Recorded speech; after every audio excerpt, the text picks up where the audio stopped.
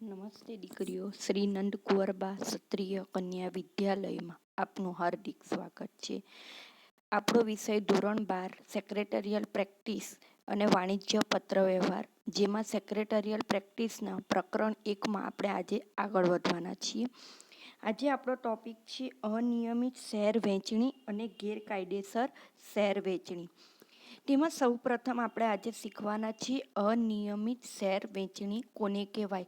તો અનિયમિત શેર વેચણીનો અર્થ સમજી લઈએ કે કોને કહેવાય છે અનિયમિત શેર વેચણી. તમને ખબર છે કે કંપની શેરધારકોને શેર ખરીદવાનું આમંત્રણ વિજ્ઞાપન પત્ર દ્વારા આપે છે. એ બાબત આપણે જાણીએ છીએ અને એના દ્વારા જાહેર જનતા એટલે કે અરજદાર પોતાના શેર ખરીદે છે. એમાં સેબી અને કંપની ધારાની જોગવાઈઓનું પાલન કરવામાં આવે છે. પણ આ એનાથી આખો તદ્દન વિરુદ્ધ ટોપિક છે અને આપણો ટોપિક છે અનિયમિત શેર વેચણી. એટલે કે શેર વેચણી અંગેના કાયદેસરના નિયંત્રણો કે જોગવાઈનો અમલ કર્યા સિવાય, એટલે કે રૂલ્સ રેગ્યુલેશન, કાયદાના નિયમો અને નિયંત્રણો અને કાયદાની જે જોગવાઈઓ છે એનો અમલ કર્યા સિવાય, એટલે કે તેનો ભંગ કરવામાં આવે, જે નીતિ નિયમો કાયદાઓ સેબી અને કંપની ધારા દ્વારા જે નક્કી થયેલા છે એનો ભંગ કરીને જે શેરની વેચણી કરવામાં આવે તો તેને અનિયમિત શેરની વેચણી કરી છે એવું કહેવાય.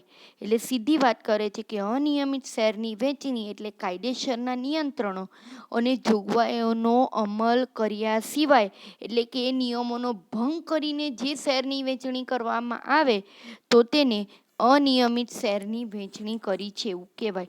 હવે એના સંજોગો જોઈ લઈએ. એવા કયા કયા સંજોગો પેદા થાય છે કે જેને કારણે આપણે અનિયમિત શેરની વેચણી કરવી પડે છે. સૌથી પહેલો મુદ્દો, જ્યારે લઘુત્તમ ભરણું મળ્યું ન હોય ત્યારે.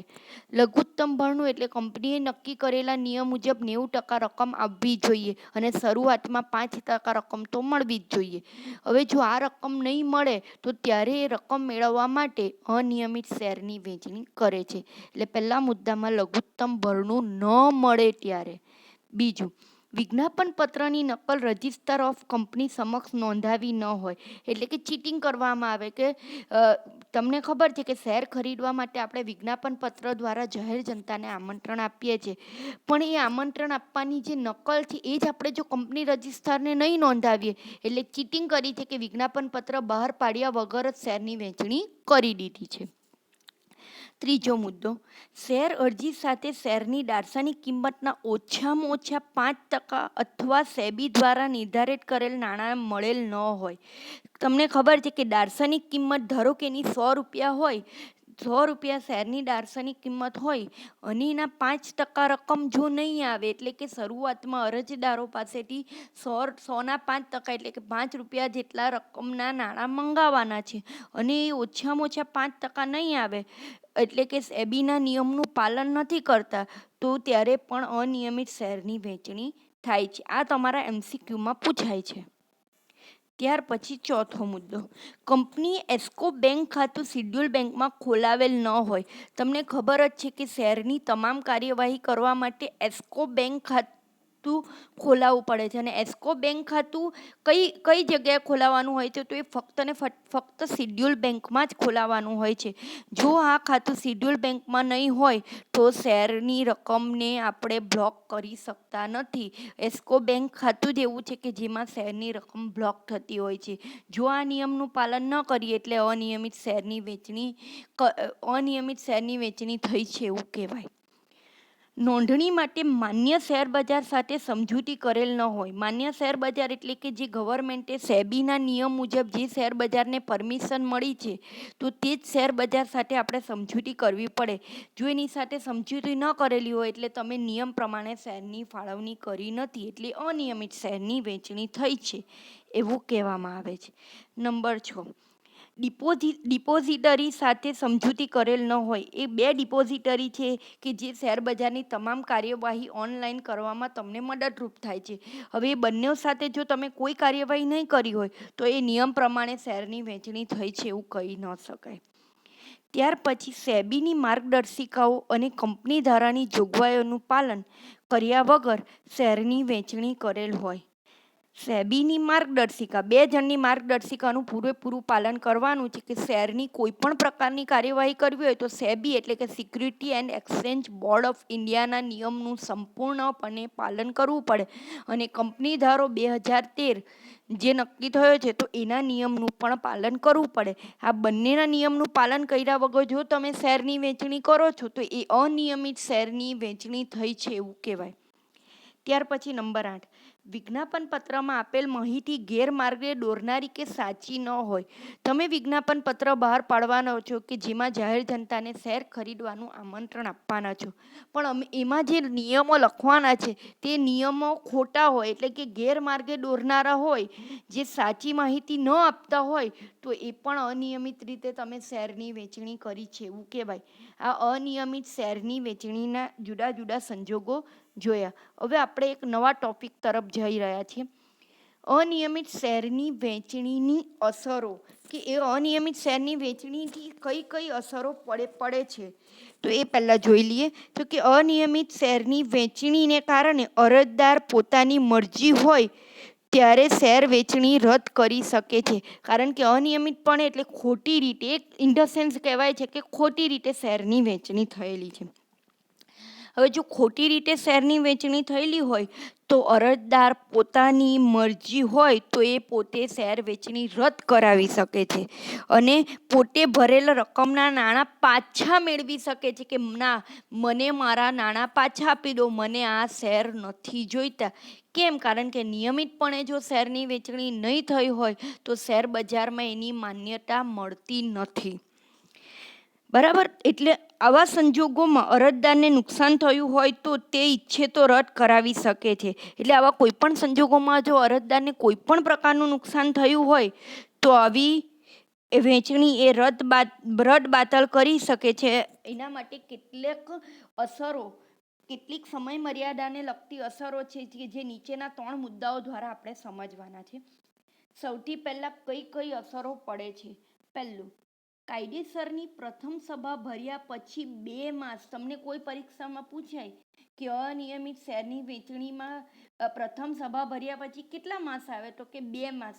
2 માસ સુધીમાં શેર વહેંચણી અરજદાર કંપની વિરુદ્ધ રદ કરાવી શકે છે, એટલે અરજી કરી શકે છે કે મને આ શેર નથી જોઈતા. બરાબર. એટલે કાયદેસરની પ્રથમ સભા ભર્યા પછીના કેટલા માસ દરમિયાન તો કે 2 માસ સુધી શેર વહેંચણી રદ કરવામાં આવે છે.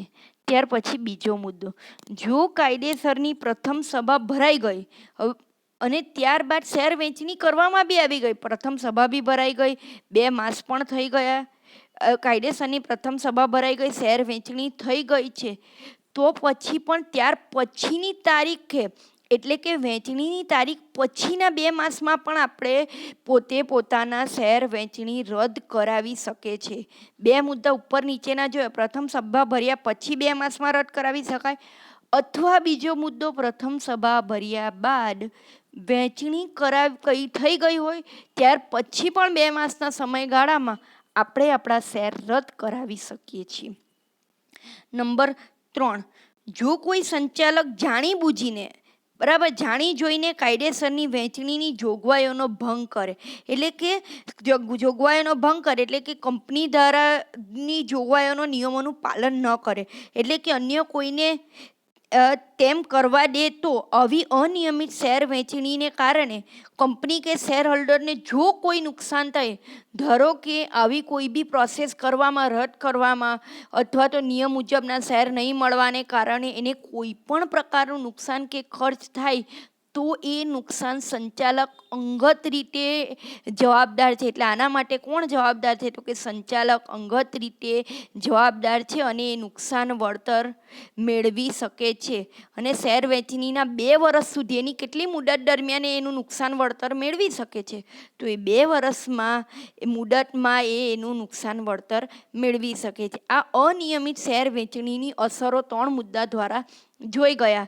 3 મુદ્દામાં પ્રથમ સભા ભર્યા પછીના 2 માસમાં પ્રથમ સભા ભરાઈ ગઈ અને શેર વેચણી થઈ ગઈ, ત્યાર પછીના 2 માસમાં પણ આપણે રદ બાતલ કરાવી શકીએ.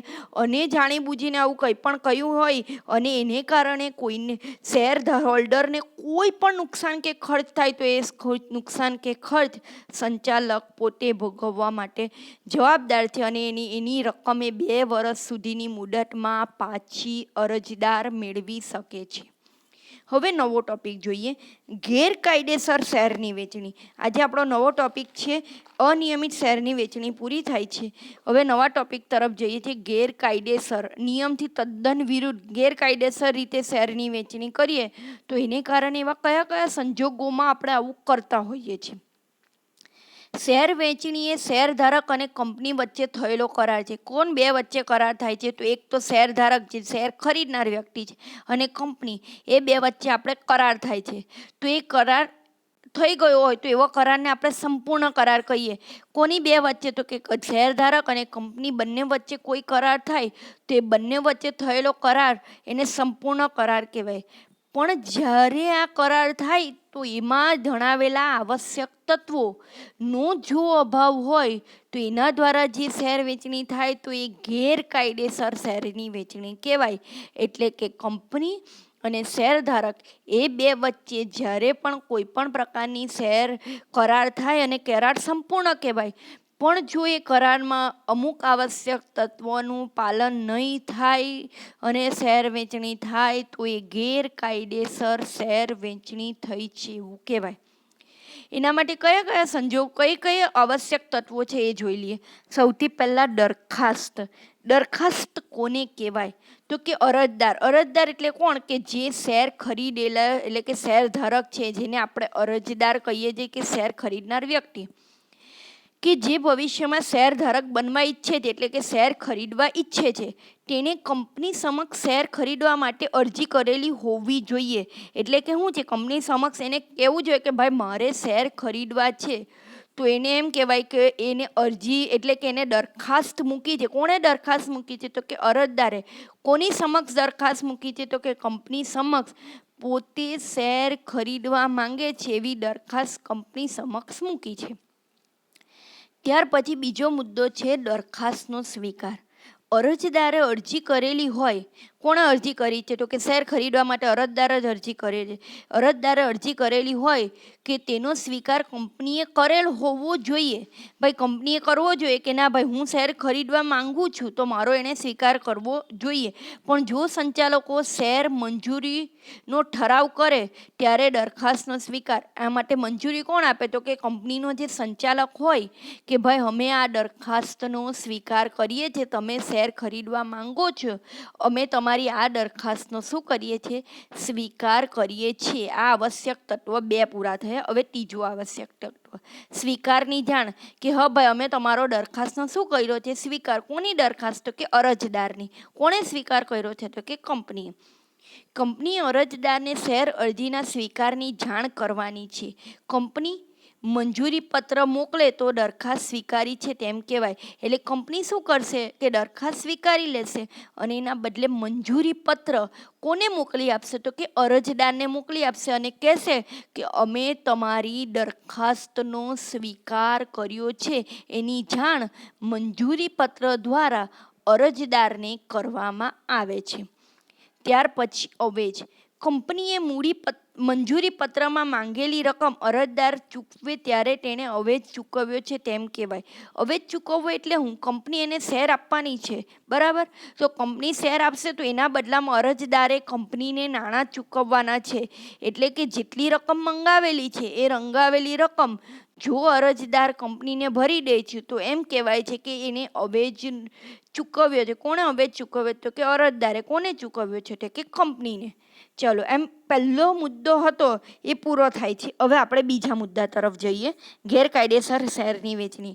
નિયમન પત્રની જોગવાઈની વિરુદ્ધ. તમને ખબર છે કે આવેદન પત્રની બી જોગવાઈનું પાલન કરવું પડે. હવે નિયમન પત્રની પણ જોગવાઈની વિરુદ્ધ જો કોઈ શેર વેચણી કરવામાં આવે તો એ કઈ શેર વેચણી થયેલી કહેવાય? ગેરકાયદેસર રીતે થયેલી છે શેરની વેચણી એવું કહેવાય. એટલે કંપનીના નિયમનપત્રની જોગવાઈનું જો પાલન નહીં કરીએ, એટલે કે એની વિરુદ્ધ કોઈ કાર્ય કરવામાં આવે અને શેર વેચી દેવામાં આવે તો એને ગેરકાયદેસર શેરની વેચણી થઈ છે એવું કહેવાય. સંચાલકો વ્યક્તિગત રીતે શેર વેચણી કરે તો તે ગેરકાયદેસર ગણાય. સંચાલક શું કરે? કંપનીનો સંચાલક પોતે પોતાની વ્યક્તિગત એટલે પર્સનલ રીતે શેરની વેચણી કરી દે તો એ ગેરકાયદેસર કહેવાય. નિયમ પ્રમાણે વિજ્ઞાપનપત્ર બહાર પાડીને સેબી અને કંપની ધારાની જોગવાઈનું પાલન કર્યા વગર જ શેર બહાર પાડી દે તો એ ગેરકાયદેસર શેરની વેચણી થઈ છે એમ કહેવાય. કંપની ધારા મુજબ સંચાલક મંડળ દ્વારા શેરની વેચણી થઈ શકે છે. સંચાલક પોતે નથી કરી શકતા, પણ સંચાલક મંડળની સભામાં બધા નિયમોનું પાલન કરીને જ શેરની વેચણી થાય. એના વિરુદ્ધ જો કોઈ કાર્ય કર્યું હોય શેર વેચવાનું તો એ ગેરકાયદેસર શેરની વેચણી થઈ છે એવું કહેવાય. નંબર ડી, માન્ય શેર બજારમાં કંપનીના શેરની નોંધણીની જોગવાઈનો ભંગ કરીને. બરાબર, તમે માન્ય શેર બજારમાં નોંધણી કરી છે પણ એની જે જોગવાઈ છે, એના જે નિયમ છે, એના જે રૂલ્સ રેગ્યુલેશન છે તેનું પાલન ન કરો અને શેરની વેચણી કરી દો તો એ શેરની વેચણી ગેરકાયદેસર શેરની વેચણી થઈ છે એમ કહેવાય. આમ ગેરકાયદેસર શેરની વેચણી સાબિત કરવા માટે અરજી કરવી જરૂરી નથી. એટલે એના માટે કોઈ અરજી નથી કરવી પડતી, પણ અન્ય કોઈ કાયદાની કોઈ પણ જોગવાઈનો ભંગને કારણે પ્રાથમિક રીતે શેર વેચણી રદ કરી દે ગણાય છે. કેમ? કારણ કે નિયમનું પાલન નથી કર્યું, બરાબર, એના માટે કોઈ અરજી કરવી પડતી જ નથી. પણ કાયદાની કોઈ પણ જોગવાઈનો જો તમે ભંગ કરો એટલે પ્રાથમિક રીતે શેરની વેચણી રદ થઈ છે એવું કહી શકાય. એટલે એવું થયું છે એવું ગણાય છે. બરાબર. આમ ટોટલ ગેરકાયદેસર શેરની વેચણીમાં 4 નિયમોનું પાલન થયેલું નહીં હોય તો એ ગેરકાયદેસર શેરની વેચણી થાય અને બીજા 4 નિયમોનું પાલન, આમ ટોટલ 8 નિયમોનું પાલન નહીં થાય તો ગેરકાયદેસર શેરની વેચણી થઈ છે એવું કહેવાય.